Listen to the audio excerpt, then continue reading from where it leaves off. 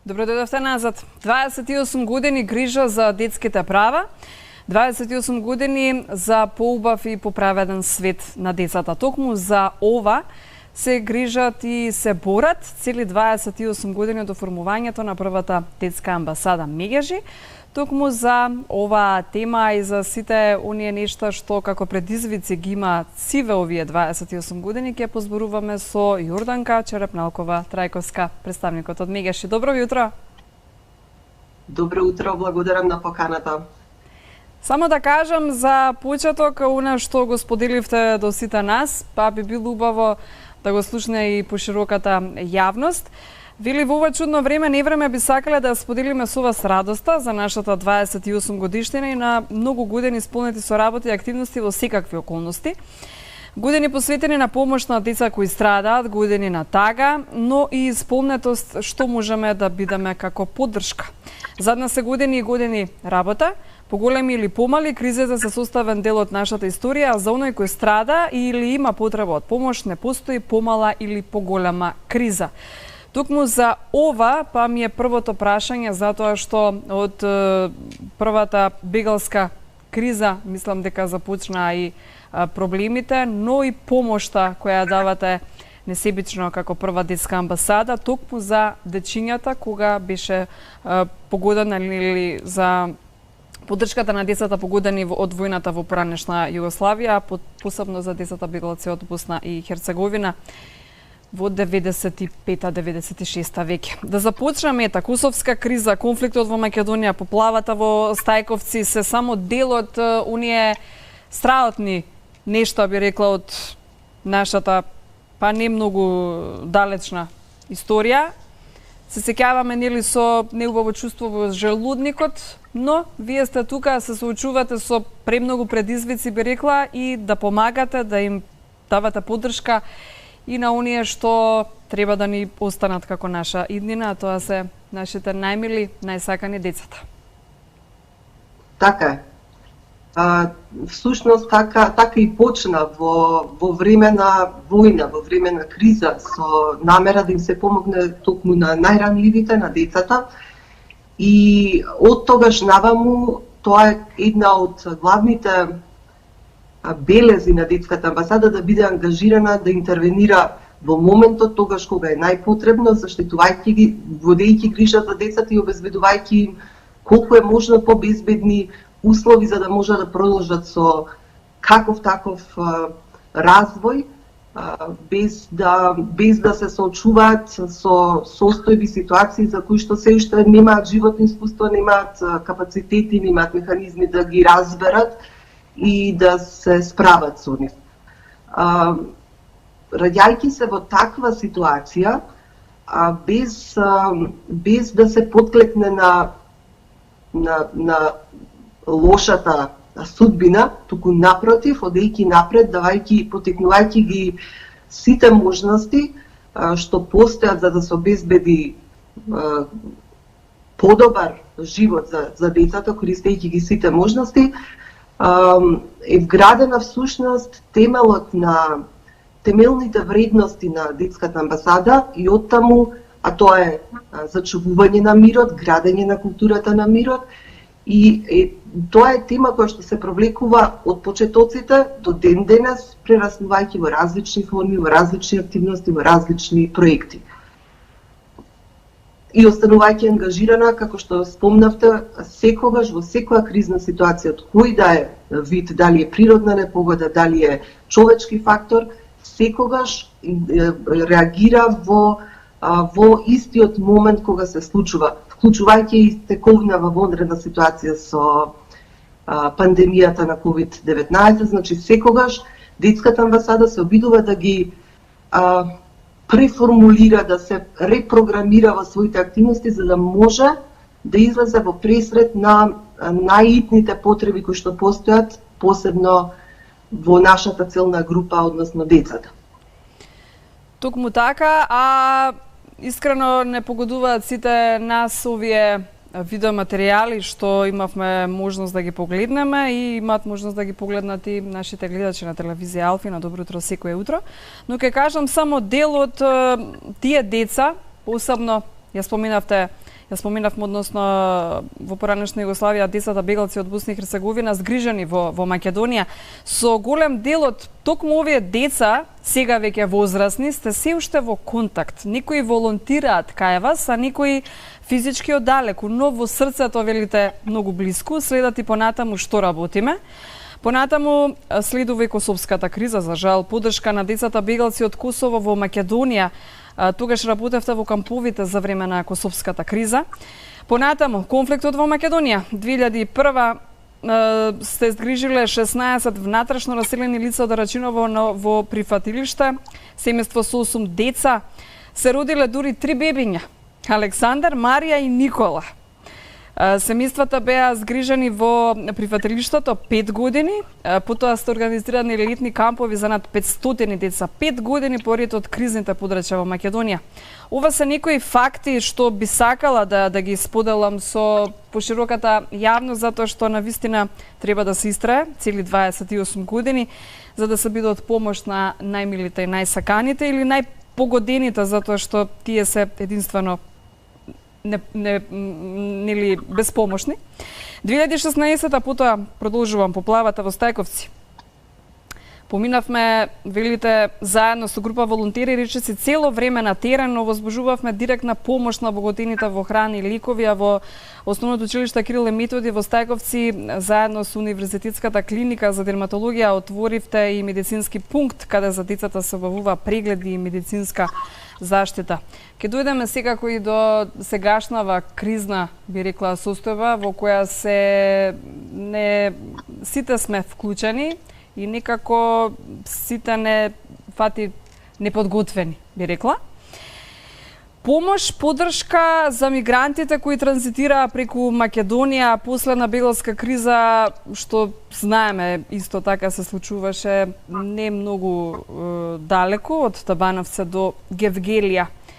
Ете, овие нешта кои ви ги кажувам, а сте сите како тим вклучени, знам дека перфектно функционирате и ви благодариме во оваа прилика што сте истраеле толку години да бидете дел од помошта и поддршката на безпомошните, а да бидете, да има поправеден свет, да има децата, барем се трудите. Со какви се предизвици се соочувавте изминативе години? Токму така, значи предизвици, односно ситуации кои што само и поттикнуваат потенцијалите со кои што располагале луѓето кои што биле, поминале многу посебно волонтери низ организацијата, низ меѓаши. И предизвикот всушност е можност да откриеме што повеќе може да се направи, што и да се подобри нечи живот на некое дете. Предизвиците за среќа, да речем, секогаш поттикнувале упорност во смисла на тоа да се постигне она за кој што смета детската амбасада Меѓаши дека има право и дека треба да се оди до крај, па не се малку работи кои што сме постигнале да ги издигнеме на повисоко ниво, на ниво на закон, на ниво на политика, во различни сфери. Вредностите како детското учество на децата и младите во процеси, односно донесување одлуки за работи кои што им се нивни важни, се преточи минатата година во Законот за основно образование, ратификувани претходно уште многу одамна ратификувана конвенција за пирање за спречување на злоупотребата на детскиот труд и ред други. Во моментов не можам да се сетам на сите промени кои што сме ги предизвикале на општествено, па дури на ниво на државни велам политики, закони, и никогаш не е идеално. Затоа и обстојува, и верувам ќе обстојува уште долго, за да навистина се доближуваме до идеалот на поправеден свет. Светот веројатно така како што го замислувам идеално е токму тоа идеал, меѓутоа подобрување на условите секогаш ќе ни биде мотивот да продолжиме понатаму во напорите, во активностите, во иницијативите. Да, токму така. Сега во сегашноста сме, во реалноста, да, тоа изминативе години почнувајќи од 1992 па наваму, како ваши активности, како ваша помош, како ваша поддршка и заложба за поправеден свет на децата и борба за детските права, но коронавирусот сите нас не засега. Криза во која тешко не погодува, бидејќи не можеме да работиме надвор, па и ние исто така, нели сите во моментов што работиме некако сме затечени, а посебно кога станува збор за директна комуникација со децата, во овој момент сте оневозможени, би рекла, директно да им се обратите, нели дистанцирањето од надвршниот свет, такви некои мерки нова ситуација наложува, па се решивте креативно, одлична идеја, со креативна платформа наречена Заедно дома. Започна на Facebook страница со група најпрвин, а со цел да поттикне креативно и квалитетно поминато време во самоизолација, па многу мајки, многу тетки, многу баби, многу дедовци, многу дечиња споделуваат постојано што тие па убаво креативно, иновативно прават во самоизолација по дома. Како поминува оваа акција? Значи, како што спомнав предходно, секогаш гледаме да реагираме колку е можно побрзо, прилагодувајќи се на ситуацијата и токму заради ангажираноста на медијаши, веројатно обстојуваме и одговараме на сите предизвици. Заедно дома, значи, веднаш на почетокот, откако се случи, откако бевме приморани да работиме од дома, заради ситуацијата, размислувавме на кој начин да допреме, како можеме да придонесеме, да го направиме времето, новата состојба да биде квалитетно време, да биде можност за развивање на креативност, на потенцијали, на смислување на содржини, како да го поминат времето, и така се роди идејата за платформата Заедно дома. Прво размислувавме да биде некаков си конкурс, но стигнавме до тоа дека треба да се обезбеди простор кој што ќе служи и за споделување, и за меѓусебно инспирирање, и за осмислување за понатамошни креативни идеи. Така е. Што можат родителите заедно со нивните деца, со оглед на тоа што наставата сега се одвива онлайн, па имавте ли негодувања или недоумици што родителите па да прават со тие собствени деца што треба да изиграваат сега и родители и наставници? Во две улоги во една треба да имаат. Да. Може би вие како ќе ни кажете како пример ваш или не знам на вашите колеги, колешки, дека во моментов некако две улоги имате по дома? Да, не само ние, многу луѓе имаат две па и повеќе улоги во дома, меѓутоа човек се прилагодува на секоја ситуација. Многу сме, значи точно, од почетокот мислевме како да ги поттикнеме, што да направиме, но неверојатно, значи, за неколку дена бројката на членови во групата се зголемуваше и се уште се зголемува, постојано расте, некаде близко до 3000 членови за еден месец отприлика се постигна и сме неверојатно воодушевени од креативноста која што ја гледаме од страна на нашите семејства, и тоа е многу благородно чувство дека да видиш колкав креативен потенцијал постои и па дури не само во изработки, не знам, некои, туку напротив и во физички активности, во идеи за развој на различни вештини кај деца на различни возрасти. Така што мислам дека си зема самата група тек и се развива во посакуван правец. Има неколку правила, значи идејата беше да споделуваме нешто што е наше, нешто што ние го правиме, да се поттикне размислувањето како може да се реупотреби нешто што би го фрлиле, например. и да не се споделуваат или рекламираат други страници, други постови. Тоа ни беше една од главните, да речам, цели, значи да поттикнеме оригинално, автентично ангажирање.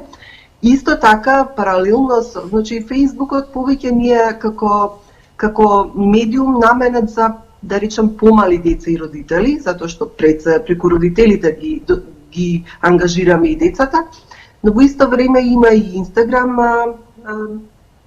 група со истиот хаштаг Заедно дома. Вклученме и две средношколки волонтерки од Меѓаши, за да се анимира, за да стигнеме до да се обезбеди простор каде младите тинеџерите би споделувале како го поминуваат времето. Меѓутоа Фејсбук групата е поангажирана и активна, да речем. Да го исполнат на интересен начин своето слободно време.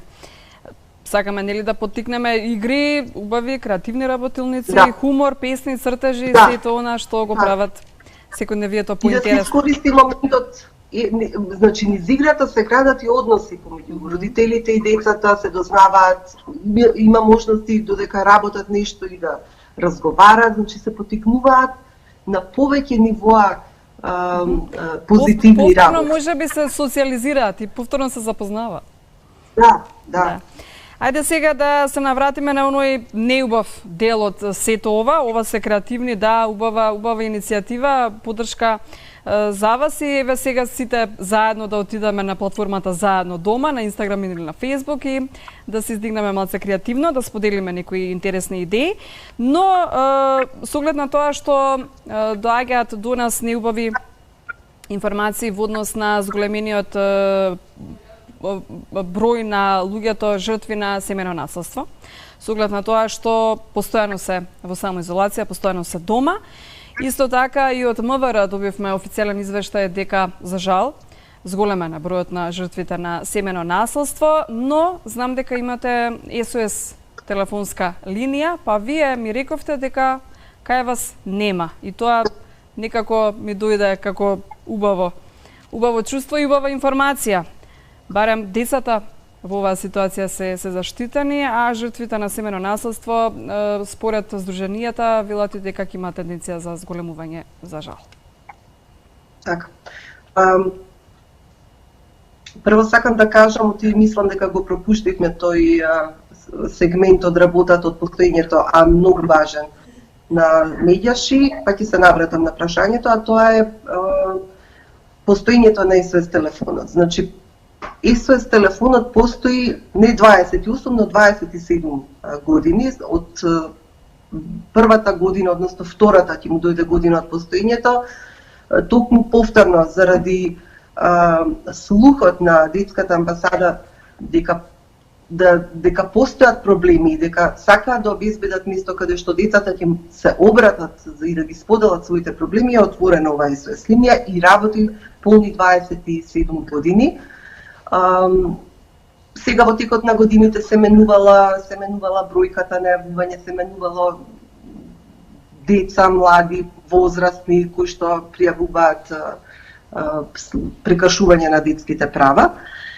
И е важна алатка во работата на Меѓаши за да добие увид кои се најчестите проблеми, кои се најчестите прекршувања на правата на децата. И секоја година и се подготвува извештај, тоа се промовира, верувам дека знаете, во јавност. Во овој период, наспроти сите укажувања дека е зголемен бројот на семејни насилства, не дека имаше неколку пријави, меѓутоа во купниот број на пријави е мал бројот. Ние сакаме да, значи, повторно гледаме на добриот дел од останувањето дома како можност за цврстување на односите во семејството, за повторно обновување или запознавање или враќање на некои вредности кои што во редовни, да ги речам, услови ги подзабораваме. Со самото тоа што постои подолго време, можеме подолго време да се посветиме едни на други, што не значи дека не се создаваат и услови да се појави, да дојде до израз нешто негативно. Како и да е, значи велам, ние сме повеќе со тенденција да го поттикнуваме доброто во оваа ситуација, а можеби зголемениот број на пријави, значи можеби, не можам да тврдам, веројатно треба и да се испита дали е така, токму заради тоа, затоа што премногу често, да речеме се, па сега се охрабруваат да се јават, да пријават, што не значи дека претходно не постоело, меѓутоа можеби немало услови за да се пријави. Како и да е, семејното наследство е комплексен проблем, и повеќе секторски, треба да се третира од повеќе аспекти и добро е и сите засегнати чинители во нашето општество да се позанимаваме по-сериозно со овој проблем. И тоа подразбира, не е само семеен проблем, е и поширок проблем. Да, општествен проблем. И така натаму. Да, пред да го погледнеме премиерно на телевизија Алфа и едукативното она парче видео за сите оние падечиња што се во самоизолација и маскотата уште од самото основање на Мегеши всушност 29 април 1992 маскотата Бушавко. Пред да го погледнеме тоа за најмладите, секако да кажам некои нешта што вие како Мегеши се вклучивте како помош во вонредно настанатата состојба, заштитна опрема за медицински лица кои работат со деца, хуманитарна помош во храна и средства за хигиена на маргинализираните групи. Ја кажавме групата Заедно дома, да бидеме сите заедно дома со Мегеши и креативната работилница и платформа, а велите дека искрено и ние ова се надеваме и посакуваме да нема кризи во иднина, да нема штета за било кое дете, да има мирно детство, да има мирен сон, да нема тепано дете, да нема болно дете, да нема дете на улица. Тоа искрено си го посакуваме. Но тука сте вие како луѓето најодговорни во овој дел, и со љубов и со грижа како и досега и сиве овие 28 години да се грижите најмногу за децата, а посебно и за принципот кој го имате, а тоа е ненасилство и ги негувате различностите и еднаквите можности за сите, за поправеден свет за секое дете. Ви благодарам, Јорданка, за вашето гостување и секако ќе продолжи нашата соработка и постојано тука сме како медиум да ве поддржуваме во сето она што го работите. Ви благодарам многу и за поканата, и за поддршката и досега и сега. И посакувам и јас да на вистина сите заедно придонесеме кон создавање на поправеден свет. Поправеден свет за сите, а поправеден свет за секое дете, тоа нам посебно би ни значело. Поубав свет ќе имаме за живење во секој случај.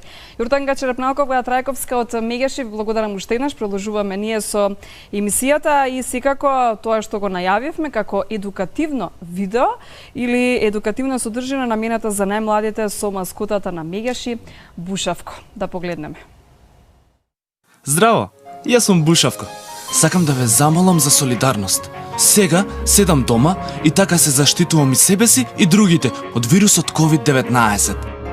Многу ги сакам сите од моето семејство. Тие се полни со разбирање и им го посакувам најдоброто на светот. Дома е многу забавно. Со моите најмили правиме најразлични работи. Играме игри, читаме приказни, гледам интересни емисии и вежбаме, но и чистиме. Па и чистењето може да е забавно. Со наставничката и другарчињата учиме онлайн, а со моите пријатели се слушам секој ден. Си раскажувам интересни случки, сите заедно, заштитени дома. Мите ги рачињата правилно и често и не заборавајте на личната хигиена. И доколку имате некаков проблем, побарајте помош на 02 24 65 316 или 070 390 632. И вашата тајна останува тајна. Меѓаши.